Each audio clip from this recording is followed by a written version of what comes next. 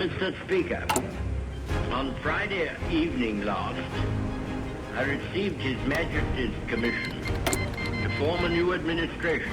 It was the evident wish and will of Parliament and the nation that this should be conceived on the broadest possible basis, and that it should include all parties, both those who supported the late government and also the parties of the opposition. I have completed the most important part of this task. A war cabinet has been formed of 5 members, representing, with the Liberal opposition, the unity of the nation. The 3 party leaders have agreed to serve either in the war cabinet or in high executive office. The 3 fighting services have been filled. It was necessary that this should be done in one single day on account of the extreme urgency and rigor of events. A number of other key positions were filled yesterday, and I am submitting a further list to His Majesty tonight. I hope to complete the appointment of the principal ministers during tomorrow. The appointment of the other ministers usually takes a little longer.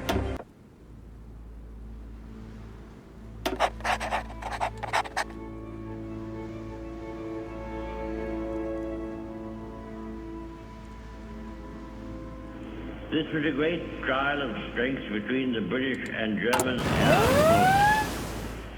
Can you conceive a greater objective for the Germans in the air than to make evacuation from these beaches impossible, and to sink all these ships which were displayed almost to the extent of thousands?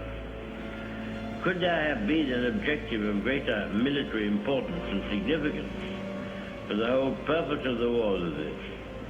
They tried hard, and they were beaten back. They were frustrated in their task. We got the army away, and they have paid fourfold for any losses which they have inflicted. Sir, when we consider how much greater would be our advantage in defending the air above this island against an overseas attack, I must say that I find in these facts a sure basis upon which practical and reassuring thoughts may rest. I will pay my tribute to these young airmen. The great French army was very largely, for the time being, cast back and disturbed for the onrush of a few thousands of armored vehicles. May it not also be that the cause of civilization itself will be defended by the skill and devotion of a few thousand airmen? There never has been, I suppose, in all the world, in all the history of war, such an opportunity for use. The Knights of the Round Table, the Crusaders, all fall back into the past. Not only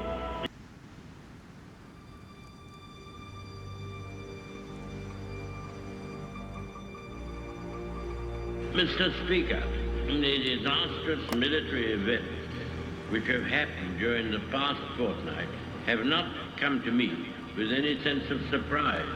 Indeed, I indicated a fortnight ago, as clearly as I could to the House, that the worst possibilities were open.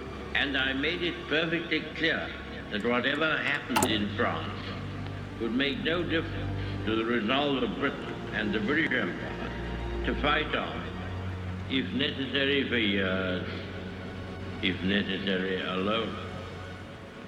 I have thought it right upon this occasion to give the House and the country some indication of the solid, practical grounds upon which we base our inflexible resolve to continue the war. There are a good many people who say, never mind, win or lose, sink or swim, better die than submit to tyranny, and such a tyranny. And I do not dissociate myself from them. But I can assure them that our professional advisors of the 3 services unitedly advise that we should carry on the war and that there are good and reasonable hopes of final victory. We have fully informed and consulted all the self-governing dominions. These great communities, far beyond the oceans, who have been built up on our laws and on our civilization, and who are absolutely free to choose their course, but are absolutely devoted to the ancient motherland, and who feel themselves inspired by the same emotions which lead me to stake our all upon duty and honor. We do not yet know what will happen in France, or whether the French resistance will be prolonged, both in France and in the French Empire over it needs. The French government will be throwing away great opportunities and casting adrift their future if they do not continue the war in accordance with their treaty obligations, from which we have not felt able to release them. The House will have read the historic declaration in which it is the desire of many Frenchmen and of our own hearts we have proclaimed our willingness at the darkest hour in French history to conclude a union, common citizenship in this struggle. However matters may go in France, or with the French government, or other French governments, we in this island and in the British Empire will never lose our sense of comradeship with the French people. If we are now called upon to endure what they have been suffering, we shall emulate their courage. And if final victory rewards our toils, they shall share the gains. Aye, and freedom shall be restored to all. We abate nothing of our just demands. Not one jot or tittle do we recede.